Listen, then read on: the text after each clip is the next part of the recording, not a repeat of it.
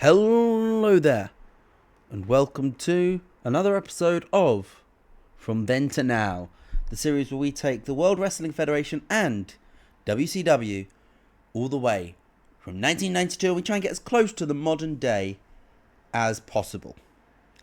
Now this episode here, we're back with the WWF, and this is episode 20, I think. If I double check. No, episode 24. God, I forgot. I've missed 3 episodes, apparently. So, we're back here. Let me know what you guys think. I'm excited to be back, and I hope you guys are too. Sorry about the delay. I've been having massive issues with my recording software. If you've seen my Twitter, I didn't mention this, but it's taken me this long for it to get working for me. We're back now. Let's see what we can do. And we kick off this episode with Gorilla Monsoon and Bobby Heenan running down the card for tonight. Tonight's card is Shawn Michaels and Ric Flair taking on the Beverley Brothers, which if Shawn Michaels and Flair win, then HBK gets a shot at Roddy Piper's Intercontinental Championship at WrestleMania. Plus The Undertaker, Owen Hart and the Legion of Doom all in action on tonight's show. It's a big card as we get through this road to WrestleMania. I'm excited. I hope you guys are too. Let's get into this. And we kick off with an interesting segment. So the commentators cut to this. And this is a segment which very much feels like those early days of Raw Superstars, that era.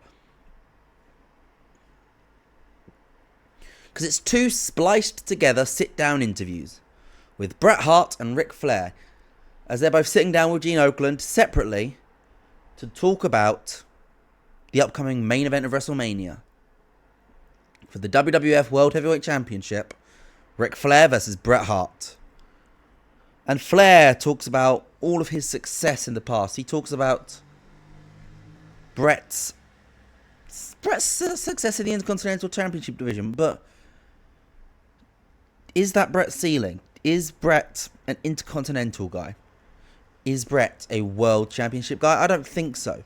So the fact that he is compared to me every single time makes me sick. Whereas Bret also talks up these comparisons. He goes, you know what? Yeah, Rick, I am compared to you. But I'm the you of what? 6 years ago? I'm the you that was going around every single town wrestling 60 minutes. Because you are the best wrestler in the world. That's who I am. So I don't want to be compared to the Rick who hides behind Shawn Michaels and Mr. Perfect. I don't want to be the Rick who won the World Championship because he threw somebody out of the ring. I want to be the Rick who wins the World Championship in the biggest show of the year, in the best match of the year. Gets a 56, bit of fun spliced there. We then got to Jack Tunney, and he's also sitting with Gene Okerlund. Okerlund's busy on this show, it seems. And this is going to be a regular thing for the next few weeks. It's basically going to be me running down the WrestleMania card, because at the moment the only confirmed match is Flair versus Hart for the WWF World Championship. And he says, of course, if Shawn Michaels wins tonight, then he will get an Intercontinental Championship shot. But we're not going to count our chickens before they have hatched. It's a 56 rating. Our first match of the night sees Rick Martel defeat The Undertaker. Now, I deliberately hyped this up as The Undertaker in action, not considering the fact that Rick Martel was going to beat him. Because this was supposed to be a surprise.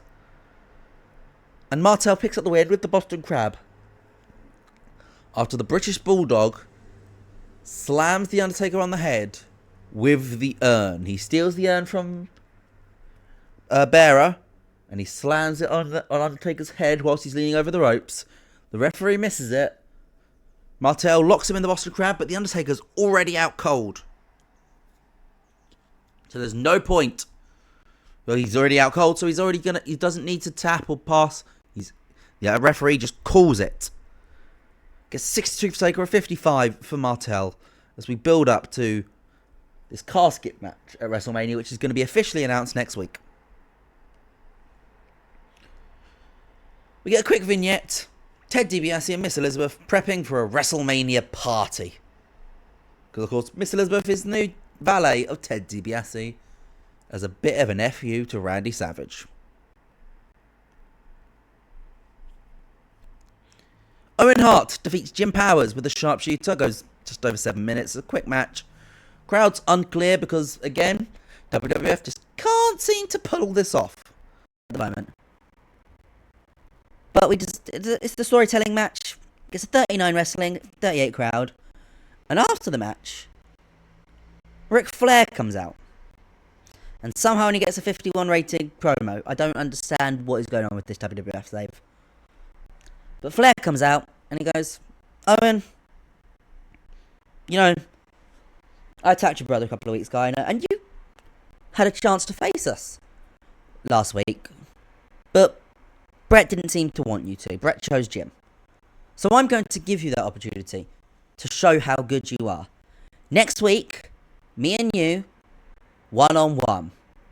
Now, I'm not putting the title up on the line. I'm not that stupid. But it'll be fun to see you wrestle and show Brett just what he missed out on by choosing Jim over you last week. Gets 51 as we start to see Flair sowing dissension between the Hart brothers.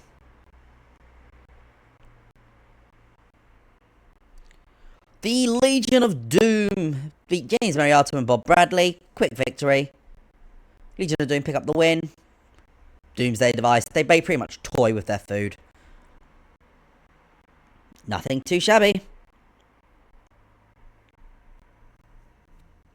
What have we got next? I genuinely can't remember.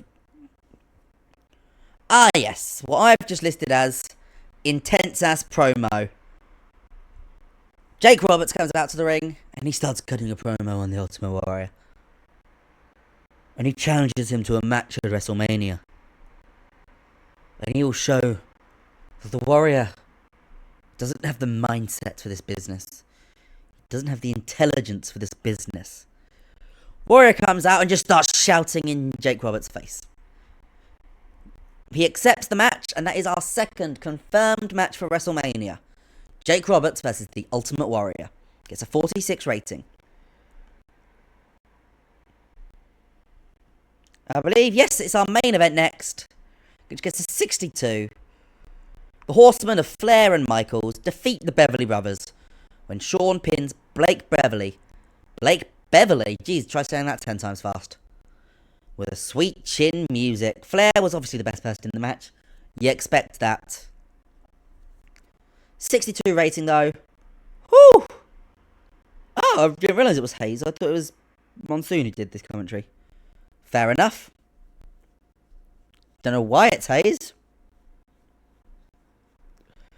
But who cares? But Michaels versus Piper is confirmed now for WrestleMania. We have 3 matches confirmed. Shawn versus Piper. Roberts versus Warrior. And Brett versus Flair. I think that's a good card so far. But I've got a question for you guys.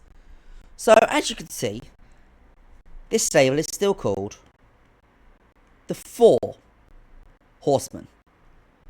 Yet at the moment, due to the loss of Sid, it's just 3 of them. I can tell you that the reveal will be taking place on the first episode post WrestleMania. But my question for you guys is, who do you think it is? Who do you think should be the 4th Horseman in this save? We get a 58. Dreadful.